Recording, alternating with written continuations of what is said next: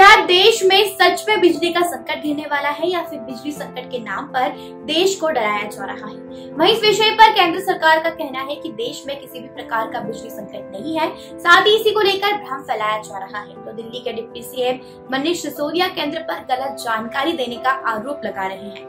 आइए जानते हैं इन सवालों के जवाब इस खबर में। एक तरफ जहां केंद्र सरकार दावा कर रही है कि देश में कोई बिजली संकट नहीं है और कोयले का भरपूर स्टॉक है, तो दूसरी तरफ कई राज्यों से आ रही खबरें इस बात का संकेत दे रही हैं कि ब्लैकआउट का खतरा गहराता जा रहा है। महाराष्ट्र, गुजरात, पंजाब, राजस्थान, दिल्ली और तमिलनाडु समेत कई राज्यों में बिजली उत्पादन पर कोयले की कमी का असर पड़ा है। यूपी में नोएडा पावर कॉर्पोरेशन लिमिटेड ने भी लोगों को मैसेज भेजकर बिजली कम इस्तेमाल करने की अपील की है। महाराष्ट्र सरकार लोगों से बिजली बचाने की अपील कर रही है क्योंकि राज्य की 13 बिजली यूनिट बंद हो गई है। बताया जा रहा है कि इसकी वजह कोयले की कमी है।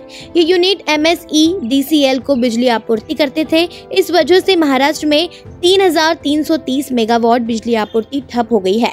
MSEDCL ने उपभोक्ताओं से डिमांड और सप्लाई को संतुलित करने के लिए सुबह 6 बजे से 10 बजे तक और शाम 6 बजे से रात 10 बजे तक बिजली का कम इस्तेमाल करने की अपील की है।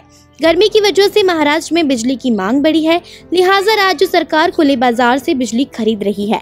इसके अलावा कोयला बांध के साथ साथ अन्य छोटे जल विद्युत संयंत्रों और गैर पारंपरिक ऊर्जा स्रोतों के माध्यम से बिजली सप्लाई की जा रही है। यूपी में नोएडा पावर कॉर्पोरेशन लिमिटेड ने लोगों से बिजली बचाने की अपील की, तो समाजवादी पार्टी ने योगी सरकार पर तंज कसते हुए कहा कि सीएम योगी बिजली पर इसलिए ध्यान नहीं देते क्योंकि वो बिजली प्लांट के नाम नहीं ले सकते हैं। समाजवादी पार्टी के अध्यक्ष अखिलेश यादव ने कहा कि बिजली पर इसलिए ध्यान नहीं देते क्योंकि वे प्लांट के नाम नहीं ले सकते। जब मुख्यमंत्री जी यहाँ आए तो उनसे कहना कि प्लांट का नाम बता दो। हालांकि केंद्र सरकार ने कहा कि देश में बिजली संकट के नाम पर जबरदस्ती दहशत फैलाई जा रही है। ऊर्जा मंत्रालय ने कहा कि कोयला की सप्लाई पावर प्लांट को बढ़ाया जा रहा है। मंत्रालय के मुताबिक कोल इंडिया के पास 24 दिन का कोयला स्टॉक है। जहां तक राज्यों में पावर स्टेशनों की बात है तो उनके पास 17 दिन का नहीं लेकिन 4 दिन का स्टॉक जरूर उपलब्ध है और इसमें रोज सप्लाई की जा रही है। ऊर्जा मंत्रालय ने यह भी कहा कि दिल्ली को जितनी बिजली की जरूरत होगी सप्लाई की जाएगी। हालांकि दिल्ली के उप मुख्यमंत्री मनीष सिसोदिया ने आरोप लगाया है कि सरकार कोयला संकट पर गलत जानकारी दे रही है।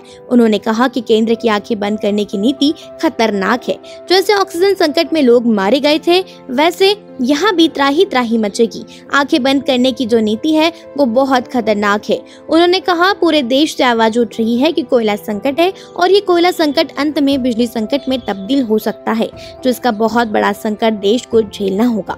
देश ठप हो जाएगा, देश का सिस्टम ठप हो जाएगा। ऊर्जा मंत्रालय ने कहा कि दिल्ली में टाटा पावर की ओर से ग्राहकों को मैसेज भेजे जाने से बेवजह का डर फैला है। ऊर्जा मंत्रालय ने कहा कि ऐसा भ्रम असल में गैल के गलत मैसेज की वजह से फैला, क्योंकि गैल ने दिल्ली के डिस्कॉम को एक मैसेज भेज दिया कि वो बवाना के गैस स्टेशन को गैस सप्लाई 1 या 2 दिन के बाद बंद कर देगा। ये मैसेज इसलिए भेजा गया क्योंकि उनका कॉन्ट्रैक्ट खत्म हो रहा है और इस संबंध में अफवाह फैलाने को लेकर टाटा पावर को चेतावनी भी दी गई। साफ है कि बिजली संकट को लेकर राज्य सरकारें और केंद्र के दावे अलग अलग है।